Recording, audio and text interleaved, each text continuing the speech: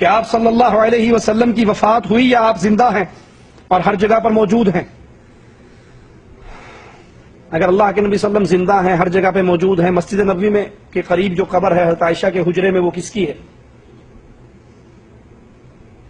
خود بھی سوچئے، اللہ نے عقل دی ہے، آپ خود سوچئے، اگر اللہ کے نبی صلی اللہ علیہ وسلم فوت نہیں ہوئے، زندہ ہیں، ہر جگہ موجود ہیں، تو وہ قبر مبارک کس کی ہے؟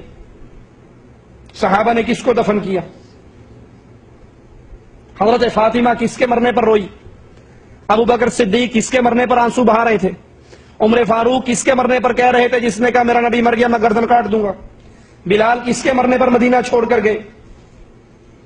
فاطمہ 6 مہینے تک کس کے مرنے کے بعد زندہ رہی اور کسی نے ان کے چہرے پہ مسکراہٹ نہیں دیکھی؟ وہ کون تھے جو فاطمہ کو اپنے قریب کر کے کچھ کہا، فاطمہ رونے لگ گئی، پھر قریب کر کے کچھ کہا تو فاطمہ ہنسنے لگ گئی؟ اور حضرت عائشہ نے پوچھا فاطمہ روئی کیوں تھی، ہنسی کیوں تھی؟ کہا روئی اس لیے تھی کہ میرے بابا نے کہا تھا اب وفات کا وقت آ گیا ہے، اب جدائی کا وقت آ گیا ہے، اور ہنسی اس لیے تھی کہ نبی نے کہا تھا، میرے بابا نے کہا تھا میرے خاندان میں سب سے پہلے تو مجھے آ کر ملے گی۔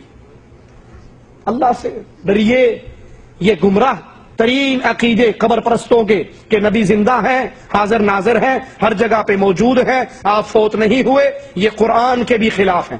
اور کہتے ہیں جی جس نے یہ کہا نبی مر گئے وہ گستاخ ہے۔ سنا یا نہیں سنا؟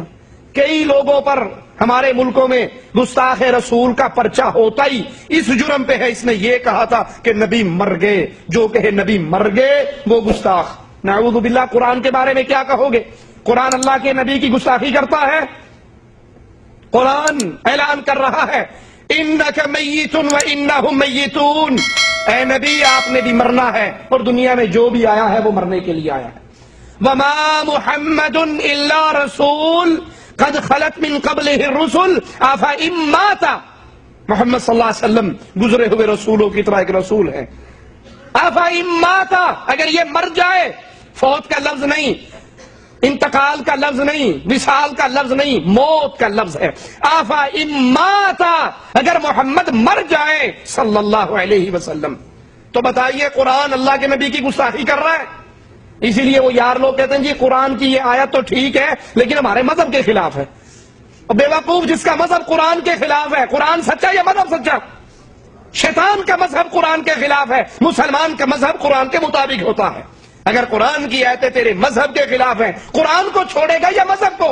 خود بدلتے نہیں، قرآن کو بدل دیتے ہیں کہ غلامی میں بدل جاتا ہے قوموں کا ضمیر۔ اللہ پاک کی رحمت ہے کہ وہ اپنے انبیاء کرام بالخصوص نبی پاک صلی اللہ علیہ وسلم کے صدقے میں یہ انعام دوسروں کو عطا فرمانا چاہے تو عطا فرما سکتا ہے۔ تو ایسے واقعات اب بھی ہمارے سامنے، یعنی اب تو بالکل واضح ہو گیا نا کہ اب آج کے دور کے اندر ایسی قبریں کھلیں جس کے اندر لوگوں نے دیکھا، اور پچھلی کتابوں کے اندر بھی بزرگوں کے ایسے واقعات موجود ہیں، مستند کتابوں کے اندر موجود ہیں۔ جسم سلامت ہونا ایک حیات کے حوالے سے، جیسے سوال ان کا نا حیات نبی اور حیات عجیب، اسی طرح جو حیات کا معاملہ ہے تو دیکھیں روح تو کبھی نہیں مرتی، ٹھیک، روح ہمیشہ یہ زندہ رہتی ہے۔ روح کے مرنے کا قول کرنا یہ تو گمراہی ہے۔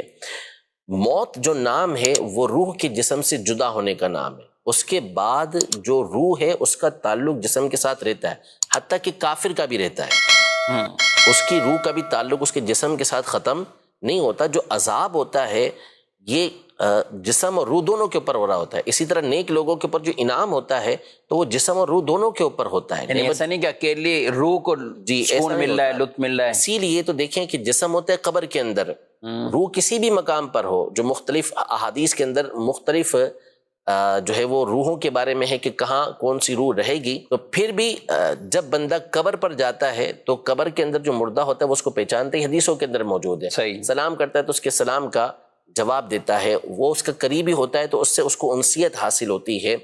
تو یہ ساری چیزیں روح کے ذریعے ہوتی ہیں، وہ روح کا تعلق ہوتا ہے اس جسم کے ساتھ، جس کی وجہ سے جسم جو ہوتا ہے آنے والے کو پہچان رہا ہوتا ہے۔ تو حیات یہ تو ہر ایک کے لیے ثابت ہے، اب ہر ایک کے درجے کے مطابق پھر اس کے لیے حیات ثابت ہوتی ہے۔ سب سے اعلیٰ اور عرفہ جو حیات ہے وہ انبیاء کرام علیہ السلام کی، شہداء کرام سے بھی بڑھ کر حیات ہے۔ اور نبی پاک صلی اللہ علیہ وسلم نے تو واضح طور پر جب درود پاک کے حوالے سے بیان کیا تو صحابی نے جو عرض کیا تھا جی کہ آپ جب قبر میں تشریف فرما ہوں گے تو کیا اس وقت بھی یہ آواز پہنچے گی آپ، ان لوگوں کا درود اسلام آپ تک پہنچے گا؟ تو نبی پاک صلی اللہ علیہ وسلم نے واضح طور پہ فرما دیا کہ ان اللہ حرم علی الارض ان تأکل اجساد الانبیاء، کہ بے شک اللہ پاک نے زمین پر اس بات کو حرام کر دیا کہ وہ انبیاء کے جسموں کو کھائے۔ بلکہ بخاری شریف کے اندر موجود ہے، حضرت سیدنا عمر بن عبدالعزیز رضی اللہ تعالی عنہ یا کسی اور کے دور کے اندر قبر انور ہے، اس کی دیوار گر گئی تھی، ایک پاؤں ظاہر ہو گیا، تو لوگ دہشت کے اندر آ گئے کہ یہ پاؤں کس کا ظاہر ہو، کہیں نبی پاک صلی اللہ علیہ وسلم کا مبارک پاؤں نہ ہو۔ تو پھر حضرت سعید بن مسیب رضی اللہ تعالی عنہ نے پہچان لیا کہ یہ حضرت عمر کا پاؤں ہے، اللہ بالکل پاؤں بالکل سلامت، وہ حیات تھے اس میں، حیات تھے۔ کیوں نہ ہو نبی پاک صلی اللہ تعالیٰ علیہ وآلہ وسلم۔ آپ خود فرمائیں کہ میں موسیٰ علیہ السلام کی قبر کے پاس سے گزرا، وہ اپنی قبر میں نماز پڑھ رہے تھے۔ الانبیاء احیاء فی قبورہم یصلون، فرمایا کہ انہیں وہ نماز بھی پڑھتے ہیں، اور پھر اللہ انہیں یہ طاقتیں بھی عطا فرماتا ہے، جہاں چاہیں وہ تصرف بھی فرمائیں اور وہاں جہاں بھی سکیں۔ ہمارا یہ عقیدہ ضرور ہے کہ رسول اللہ صلی اللہ تعالی علیہ وسلم جسم مبارک کے ساتھ اپنے مزار پر انوار میں تشریف فرمائیں، اور جہاں چاہیں اللہ کی عطا سے وہاں جا سکتے ہیں۔